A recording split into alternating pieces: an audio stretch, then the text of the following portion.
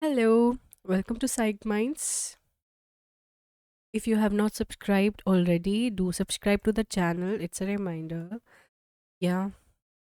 So we are reading The Bell Jar by Sylvia Plath, chapter 17. You're a lucky girl today.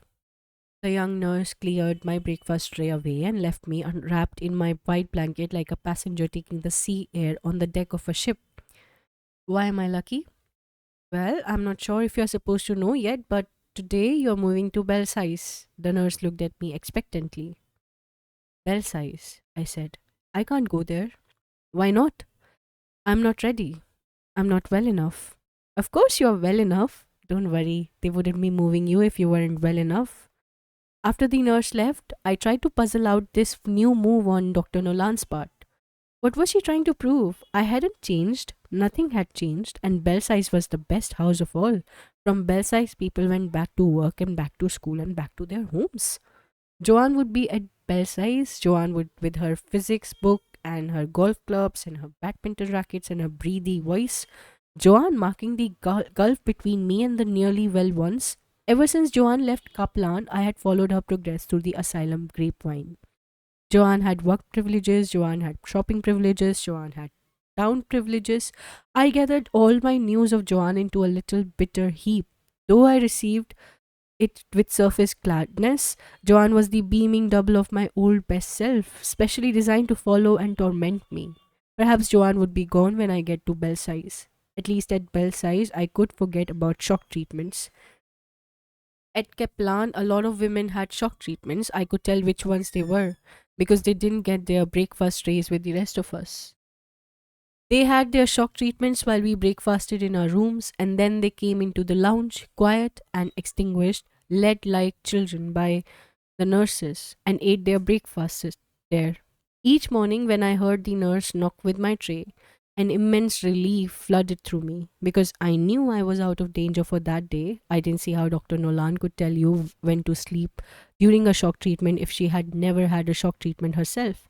How did she know the person didn't just look as if he was asleep while all the time inside he was feeling the blue waltz and the noise? Piano music sounded from the end of the hall. At supper, I had sat quietly, listening to the chatter of the Belsize women. They were all fashionably dressed and carefully made up, and several of them were married. Some of them had been shopping downtown, and others had been out visiting with friends, and all during supper, they kept tossing back and forth these private jokes. I had called, I would call Jack, a woman named Dee Dee said. Only I am afraid he wouldn't be home. I know just where I could call him, though, and he would be in, all right? The short, spry, blonde woman at my table laughed. I almost had Dr. Loring where I wanted him today. She widened her blue eyes like a little doll. I wouldn't mind trading old Percy in for a new model. At the opposite end of the room, Joanne was wolfing her spam and royal tomatoes with great appetite. She seemed perfectly at home among these women and treated me coolly with a slight sneer like a dim and inferior acquaintance. I had gone to bed right after supper, but then I heard the piano music and pictured Joanne and Dee Dee and Lubel, the blonde woman, and the rest of them laughing and gossiping about me in the living room behind my back. They would be saying how awful it was to have people like me in Belsize and that I should be in Weimar instead. I decided to put a lid on their nasty talk. Draping my blanket loosely around my shoulders like a stole, I wandered down the hall towards the light and the gay noise. For the rest of the evening, I listened to Dee Dee thump out some of her own songs on the grand piano while the other women sat round playing bridge and chatting just the way they would in a college dormitory. Only most of them were 10 years over college age. One of them, a great tall grey haired woman with a booming bass voice named Mrs. Savage, had gone to Vassar. I could tell right away she was a society woman because she talked about nothing but debutantes. It seemed she had two or three daughters, and that year they were all going to be debutantes. Only she had loused up their debutante party by signing herself into the asylum. Didi had one song she called The Milkman, and everybody kept saying she ought to get it published. It would be a hit. First, her hands would clop out a little melody on the keys like the hoof beats of a slow pony, and next another melody came in like the milkman whistling, and then the two melodies went on together. That's very nice, I said in a conversational voice. Joanne leaning on one corner of the piano and leafing through a new issue of some fashion magazine, and Dee Dee smiled up at her as if the two of them shared a secret. Oh, Esther, Joanne said then, holding up the magazine. Isn't this you? Dee Dee stopped playing. Let me see. She took the magazine, peered at the page Joanne pointed to, and then glanced back at me. Oh no, Dee Dee said. Surely not. She looked at the magazine again, then at me. Never. Oh, but it is Esther, isn't it, Esther? Joanne said. Lobel and Mrs. Savage shifted over and pretending I knew what it was all about, I moved to the piano with them. The magazine photographed showed a girl in a strapless evening dress of fuzzy white stuff, grinning fit to split, while with a whole lot of boys spending in around her. The girl was holding a glass full of transparent drink and seemed to have her eyes fixed over my shoulder on something that stood behind me. A little to my left, a faint breath fanned the back of my neck. I wheeled around. The night nurse had come in, unnoticed, on her soft rubber soles. No kidding, she said. Is that really you? No, it's not me. Joanne's quite mistaken. It's somebody else. Oh, say it's you, Dee Dee cried. But I pretended I didn't hear her and turned away. Then Lobel begged the nurse to make a fourth at bridge, and I drew up a chair to watch. Although I didn't know the first thing about bridge because I hadn't had time to pick it up at college the way all the wealthy girls did, I stared at the flat poker faces of the kings and jacks and queens and listened to the nurse talking about her hard life. You ladies don't know what it is, holding down two jobs, she said. Nights, I'm over here watching you. Lubel giggled. Oh, we are good. We are the best of the lot, and you know it. Oh, you are all right. The nurse passed round a packet of spearmint gum, then unfolded a pink strap from its tin foil wrapper herself. You're all right. It's those boobies at the state place that worry me off my feet. Do you work in both places then? I asked with sudden interest. You bet. The nurse gave me a straight look, and I could see she thought I had no business in Belsize at all. You wouldn't like it over there one bit, Lady Jane. I found it strange that the nurse should call me Lady Jane when she knew what my name was perfectly well. Why? I persisted. Oh, it's not a nice place like this. This is a regular country club. Over there, they have got nothing. No OT to talk of, no walks. Why haven't they got walks? Not enough employees. The nurse scooped in a trick and Lubel groaned. Believe me, ladies, when I collect enough duremi to buy me a car, I'm clearing out. Will you clear out of here too? Joanne wanted to know. You bet. Only private cases from then on, when I feel like it. But I had stopped listening. I felt the nurse had been instructed to show me my alternatives. Either I got better or I fell down like a burning then burnt out star from Belsize to Kaplan to Weimar, and then finally, after Dr. Nolan, Mrs. Guinea had given me up to the state place next door. I gathered my blanket round me and pushed back my chair. You cold? The nurse demanded rudely. Yes, I said, moving off down the hall. I'm frozen stiff. I woke, warm and placid in my white cocoon. A shaft of pale, wintry sunlight dazzled the mirror and the glasses on the bureau and the metal doorknob. From across the hall came the early morning clatter of the maids in the kitchen preparing the breakfast trays. I heard the nurse knock on the door next to mine. At the far end of the hall, Mrs. Savage's sleepy voice boomed out, and the nurse went into her with a jingling tray. I thought, with a mild stir of pleasure, of the steaming blue china coffee pitcher and blue china breakfast cup and the fat blue china cream jug with the white daisies on it. I was beginning to resign myself. If I was going to fall, I would hang on to my small comfort, at least as long as I possibly could. The nurse rapped on my door and without waiting for an answer breezed in. It was a new nurse. They were always changing, with a lean, sand colored face and sandy hair and large freckles polka dotting with her bony nose.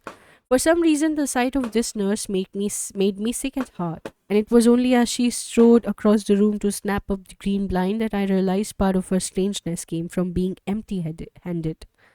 I opened my mouth to ask for my breakfast tray, but silenced myself immediately. The nurse would be mistaking me for somebody else. New nurses often did that.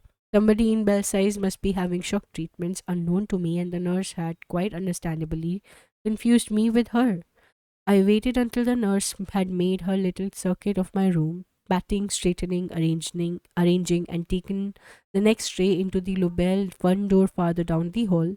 Then I shoved my feet into my slippers, dragging my blanket with me, for the morning was bright but very cold, and crossed quickly to the kitchen. The pink uniformed maid was filling a row of blue china cup coffee pitchers from a great battered kettle on the stove. I looked with love at the lineup of waiting trays, the white paper napkins folded in their crisp isosceles triangle, each under the anchor of its silver fork, the pale domes of the soft boiled eggs in the blue egg cups, the scalloped glass shells of orange marmalade. All I had to do was reach out and claim my tray, and the world would be perfectly normal. There's been a mistake, I told the maid, leaning over the counter and speaking in a low, confidential tone. The new nurse forgot to bring in my breakfast tray today. I managed a bright smile to show there were no hard feelings. What's the name? Greenwood. Esther Greenwood. Greenwood. Greenwood. The maid's warty index finger slid down the list of names of the patients in bell size tagged up on the kitchen wall. Greenwood, no breakfast today. I caught the rim of the counter with both hands. There must be a mistake. Are you sure it's Greenwood? Greenwood, the maid said decisively as the nurse came in. The nurse looked questioningly from me to the maid. Miss Greenwood wanted her tray, the maid said, avoiding my eyes. Oh, the nurse smiled at me. You'll be getting your tray later on this morning. Miss Greenwood, you. But I didn't wait to hear what the nurse said. I strode blindly out into the hall, not to my room because that was where they would come to get me, but to the alcove, greatly inferior to the alcove at Kaplan, but an alcove, nevertheless, in a quiet corner of the hall, where Joanne and Lubale and Didi and Mrs. Savage would not come. I curled up in the far corner of the alcove with the blanket over my head. It wasn't the shock treatment that struck me so much as the bare-faced treachery of Dr. Nolan. I liked Dr. Nolan. I loved her. I had given her my trust on a platter and told her everything, and she had promised faithfully to warn me ahead of time if ever I had to have another shock treatment. If she had told me the night before, I would have lain awake all night, of course, full of dread and foreboding, but by morning I would have been composed and ready. I would have gone down the hall between two nurses, past Didi and Lobel and Mrs. Savage and Joanne with dignity, like a person coolly resigned to execution. The nurse bent over me and called my name. I pulled away and crouched farther into the corner. The nurse disappeared. I knew she would return in a minute with two burly men attendants, and they would bear me howling and hitting past the smiling audience now gathered in the lounge. Dr. Nolan put her arms around me and hugged me like a mother.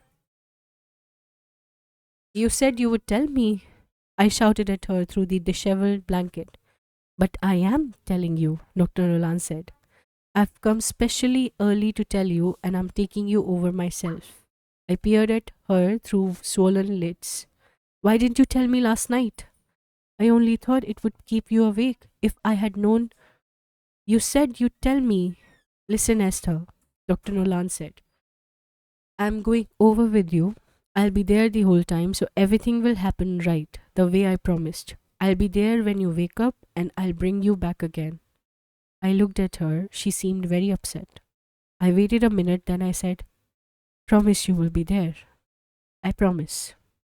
Dr. Nolan took out a white handkerchief and wiped my face. Then she hooked her arm in my arm like an old friend and helped me up, and we stared down the hall. My blanket tangled about my feet, so I let it drop, but Dr. Nolan didn't seem to notice. We passed Joanne coming out of her room, and I gave her a meaning, disdainful smile, and she ducked back and waited until we had gone by. Then Dr. Nolan unlocked a door at the end of the hall and led me down a flight of stairs into the mysterious basement corridors that linked in an elaborate network of tunnels and burrows all the various buildings of the hospital. The walls were bright white lavatory tile with bald bulbs set at interval in the black ceiling. Stretchers and wheelchairs were breached here and there against the hissing, knocking pipes that ran and branched in an intricate nervous system along the glittering walls. I hung on to Dr. Nolan's arm like death. Every so often, she gave me an encouraging squeeze. Finally, we stopped at a green door with electrotherapy printed on it in black letters. I held back and Dr. Nolan waited. Then I said, "Let's get it over with." And we went in. The only people in the waiting room beside Dr. Nolan and me were pallid men in shabby maroon bathrobe and his accompanying nurse. "Do you want to sit down?" Dr. Nolan pointed at a wooden bench, but my legs felt full of heaviness, and I thought how hard it would be to hoist myself from a sitting position when the shock treatment people came in. I would rather stand. At last, a tall, cadaverous woman in a white smock entered the room from an inner door. I thought that she would go up and take the man in the maroon bathrobe as he was the first, so I was surprised when she came towards me. "Good morning, Dr. Nolan," the woman said, putting her arm around my shoulder. "Is this Esther?" "Yes, Miss Hui." "Esther, this is Miss Hui. She'll take good care of you. I've told her about you." I thought the woman must be 7 feet tall. She bent over me in a kind way, and I could see that her face, with the buck teeth protruding in the center, had at one time been badly pitted with acne. It looked like maps of the craters on the moon. "I think we can take you right away, Esther," Miss Huey said. "Mr. Anderson won't mind waiting, will you, Mr. Anderson?" Mr. Anderson didn't say a word. So, with Miss Huey's arms around my shoulder and Dr. Nolan following, I moved into the next room. Though through the slits of my eyes, which I didn't dare open too far, lest the full view strike me dead, I saw the high bed with its white, drum tight sheet and the machine behind the bed and the masked person. I couldn't tell whether it was a man or a woman behind the machine and other masked people flanking the bed on both sides. Miss Yui helped me climb up and lie down on my back. "Talk to me," I said. Miss Yui began to talk in a low, soothing voice, smoothing the salve on my temples and fitting the small electric buttons on either side of my head. "You'll be perfectly all right. You won't feel a thing. Just bite down." And she said something on my tongue, and in panic I bit down, and darkness wiped me out like chalk on a blackboard.